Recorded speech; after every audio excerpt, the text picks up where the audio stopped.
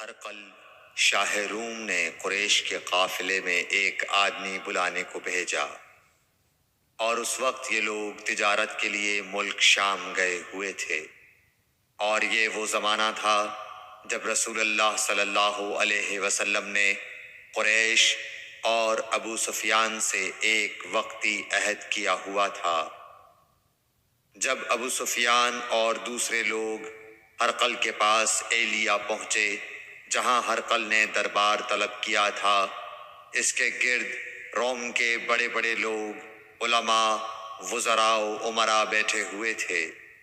ہرقل نے ان کو اور اپنے ترجمان کو بلوایا، پھر ان سے پوچھا کہ تم میں سے کون شخص مدعی رسالت کا زیادہ قریبی عزیز ہے؟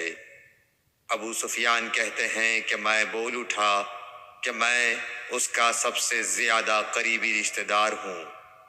یہ سن کر ہرقل نے حکم دیا کہ اس ابو سفیان کو میرے قریب لا کر بٹھاؤ اور اس کے ساتھیوں کو اس کی پیٹھ کے پیچھے بٹھا دو۔ پھر اپنے ترجمان سے کہا کہ ان لوگوں سے کہہ دو کہ میں ابو سفیان سے اس شخص یعنی محمد صلی اللہ علیہ وسلم کے حالات پوچھتا ہوں۔ اگر یہ مجھ سے کسی بات میں جھوٹ بول دے تو تم اس کا جھوٹ ظاہر کر دینا۔ ابو سفیان کا قول ہے کہ خدا کی قسم اگر مجھے یہ غیرت نہ آتی کہ یہ لوگ مجھ کو جھٹلائیں گے تو میں آپ صلی اللہ علیہ وسلم کی نسبت ضرور غلط گوئی سے کام لیتا۔ خیر، پہلی بات جو ہرقل نے مجھ سے پوچھی وہ یہ کہ اس شخص کا خاندان تم لوگوں میں کیسا ہے؟ میں نے کہا وہ تو بڑے اونچے عالی نسب والے ہیں۔ کہنے لگا اس سے پہلے بھی کسی نے تم لوگوں میں ایسی بات کہی تھی؟ میں نے کہا نہیں۔ کہنے لگا اچھا اس کے بڑوں میں کوئی بادشاہ ہوا ہے؟ میں نے کہا نہیں۔ پھر اس نے کہا بڑے لوگوں نے اس کی پیروی اختیار کی ہے یا کمزوروں نے؟ میں نے کہا نہیں، کمزوروں نے۔ پھر کہنے لگا اس کے تابعدار روز بڑھتے جاتے ہیں یا کوئی ساتھی پھر بھی جاتا ہے؟ میں نے کہا نہیں۔ کہنے لگا کیا اپنے اس دعوی نبوت سے پہلے کبھی کسی بھی موقع پر اس نے جھوٹ بولا ہے؟ میں نے کہا نہیں، اور اب ہماری اس سے صلح کی ایک مقررہ مدت ٹھہری ہوئی ہے، معلوم نہیں وہ اس میں کیا کرنے والا ہے۔ ابو سفیان کہتے ہیں میں اس بات کے سوا اور کوئی جھوٹ اس گفتگو میں شامل نہ کر سکا۔ ہرقل نے کہا کیا تمہاری اس سے کبھی لڑائی بھی ہوئی ہے؟ ہم نے کہا کہ ہاں۔ بولا پھر تمہاری اور اس کی جنگ کا کیا حال ہوتا ہے؟ میں نے کہا لڑائی ڈول کی طرح ہے، کبھی وہ ہم سے میدان جنگ جیت لیتے ہیں اور کبھی ہم ان سے جیت لیتے ہیں۔ ہرقل نے پوچھا وہ تمہیں کس بات کا حکم دیتا ہے؟ میں نے کہا وہ کہتا ہے کہ صرف ایک اللہ ہی کی عبادت کرو، اس کا کسی کو شریک نہ بناؤ، اور اپنے باپ دادا کی شرک کی باتیں چھوڑ دو، اور ہمیں نماز پڑھنے، سچ بولنے، پرہیزگاری اور صلہ رحمی کا حکم دیتا ہے۔ یہ سب سن کر پھر ہرقل نے اپنے ترجمان سے کہا کہ ابو سفیان سے کہہ دے کہ میں نے تم سے اس کا نسب پوچھا تو تم نے کہا کہ وہ ہم سے عالی نسب ہے، اور پیغمبر اپنی قوم میں عالی نسب ہی بھیجے جایا کرتے ہیں۔ میں نے تم سے پوچھا کہ دعوی نبوت کی یہ بات تمہارے اندر اس سے پہلے کسی اور نے بھی کہی تھی تو تم نے جواب دیا کہ نہیں۔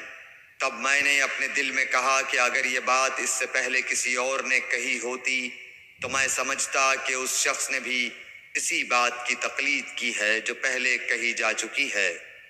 میں نے تم سے پوچھا کہ اس کے بڑوں میں کوئی بادشاہ بھی گزرا ہے تو تم نے کہا کہ نہیں۔ تو میں نے دل میں کہا کہ ان کے بزرگوں میں سے کوئی بادشاہ ہوا ہوگا تو کہہ دوں گا کہ وہ شخص اس بہانے اپنے آباء و اجداد کی بادشاہت اور ان کا ملک دوبارہ حاصل کرنا چاہتا ہے۔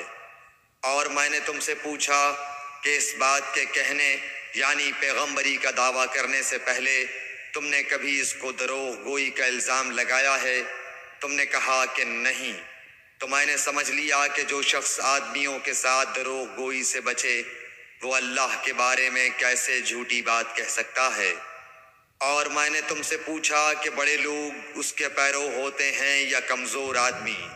تم نے کہا کمزوروں نے اس کی اتباع کی ہے۔ تو دراصل یہی لوگ پیغمبروں کے متبعین ہوتے ہیں۔ اور میں نے تم سے پوچھا کہ اس کے ساتھی بڑھ رہے ہیں یا کم ہو رہے ہیں؟ تم نے کہا کہ وہ بڑھ رہے ہیں، اور ایمان کی کیفیت یہی ہوتی ہے حتیٰ کہ وہ کامل ہو جاتا ہے۔ اور میں نے تم سے پوچھا کہ آیا کوئی شخص اس کے دین سے ناخوش ہو کر مرتد بھی ہو جاتا ہے؟ تم نے کہا نہیں۔ تو ایمان کی خاصیت بھی یہی ہے، جن کے دلوں میں اس کی مسرت رچ بس جائے وہ اس سے لوٹا نہیں کرتے۔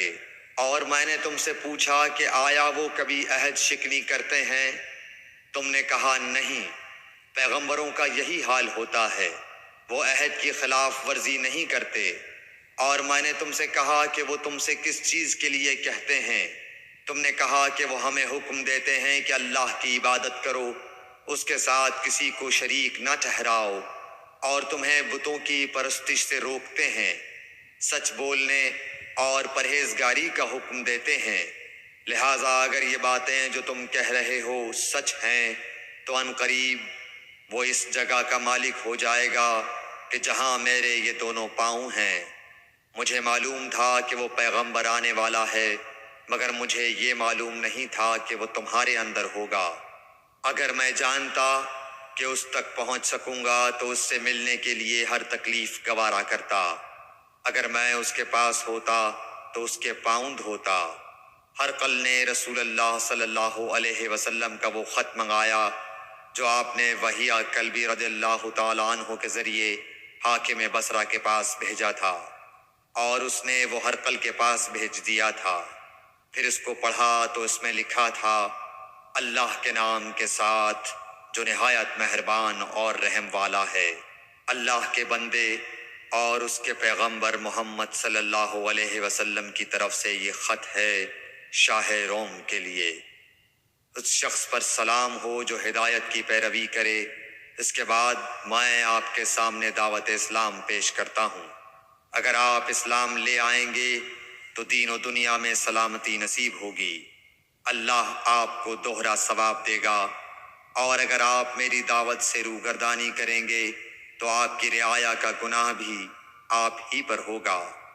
اور اے اہل کتاب، ایک ایسی بات پر آ جاؤ جو ہمارے اور تمہارے درمیان یکساں ہے، وہ یہ کہ ہم اللہ کے سوا کسی کی عبادت نہ کریں اور کسی کو اس کا شریک نہ ٹھہرائیں، اور نہ ہم میں سے کوئی کسی کو خدا کے سوا اپنا رب بنائے۔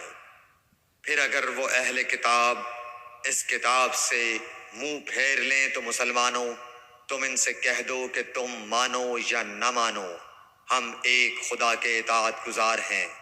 ابو سفیان کہتے ہیں، جب ہرقل نے جو کچھ کہنا تھا کہہ دیا اور خط پڑھ کر فارغ ہوا تو اس کے ارد گرد بہت شور و غوغا ہوا، بہت سی آوازیں اٹھیں اور ہمیں باہر نکال دیا گیا۔ تب میں نے اپنے ساتھیوں سے کہا کہ ابو کبشہ کے بیٹے حضرت صلی اللہ علیہ وسلم کا معاملہ تو بہت بڑھ گیا۔ دیکھو تو اس سے بنی اصفر روم کا بادشاہ بھی ڈرتا ہے۔ مجھے اس وقت سے اس بات کا یقین ہو گیا کہ حضور صلی اللہ علیہ وسلم ان قریب غالب ہو کر رہیں گے، حتیٰ کہ اللہ نے مجھے مسلمان کر دیا۔ راوی کا بیان ہے کہ ابن ناطور ایلیا کا حاکم ہرقل کا مصاحب اور شام کے نصارہ کا لاٹ پادری بیان کرتا تھا کہ ہرقل جب ایلیا آیا ایک دن صبح کو پریشان اٹھا تو اس کے درباریوں نے دریافت کیا کہ آج ہم آپ کی حالت بدلی ہوئی پاتے ہیں، کیا وجہ ہے؟ ابن ناطور کا بیان ہے کہ ہرقل نجومی تھا، علم نجوم میں وہ پوری مہارت رکھتا تھا۔ اس نے اپنے ہم نشینوں کو بتایا کہ میں نے آج رات ستاروں پر نظر ڈالی تو دیکھا کہ ختنہ کرنے والوں کا بادشاہ ہمارے ملک پر غالب آ گیا ہے۔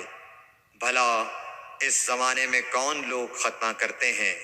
انہوں نے کہا کہ یہود کے سوا کوئی ختنہ نہیں کرتا، سو ان کی وجہ سے پریشان نہ ہوں۔ سلطنت کے تمام شہروں میں یہ حکم لکھ بھیجیے کہ وہاں جتنے یہودی ہوں سب قتل کر دیے جائیں۔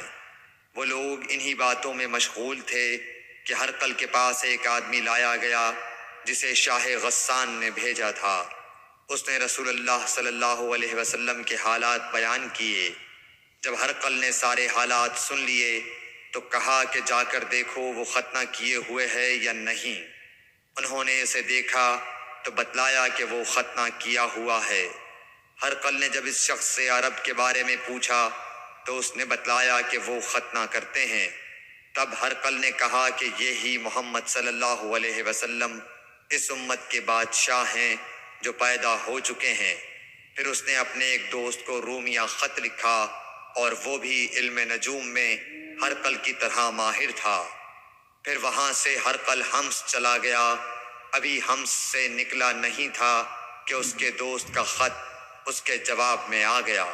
اس کی رائے بھی حضور صلی اللہ علیہ وسلم کے ظہور کے بارے میں ہرقل کے موافق تھی کہ محمد صلی اللہ علیہ وسلم واقعی پیغمبر ہیں۔ اس کے بعد ہرقل نے روم کے بڑے آدمیوں کو اپنے حمص کے محل میں طلب کیا اور اس کے حکم سے محل کے دروازے بند کر لیے گئے۔ پھر وہ اپنے خاص محل سے باہر آیا اور کہا، اے روم والو، کیا ہدایت اور کامیابی میں کچھ حصہ تمہارے لیے بھی ہے؟ اگر تم اپنی سلطنت کی بقا چاہتے ہو تو پھر اس نبی صلی اللہ علیہ وسلم کی بیعت کر لو اور مسلمان ہو جاؤ۔ یہ سننا تھا کہ پھر لوگ وحشی گدھوں کی طرح دروازوں کی طرف دوڑے مگر انہیں بند پایا۔ آخر جب ہرقل نے اس بات سے ان کی یہ نفرت دیکھی اور ان کے ایمان لانے سے مایوس ہو گیا تو کہنے لگا کہ ان لوگوں کو میرے پاس لاؤ۔ جب وہ دوبارہ آئے تو اس نے کہا، میں نے جو بات کہی تھی اس سے تمہاری دینی پختگی کی آزمائش مقصود تھی، سو وہ میں نے دیکھ لی۔ تب یہ بات سن کر وہ سب کے سب اس کے سامنے سجدے میں گر پڑے اور اس سے خوش ہو گئے۔ بالآخر ہرقل کی آخری حالت یہی رہی۔ صحیح بخاری حدیث نمبر 7۔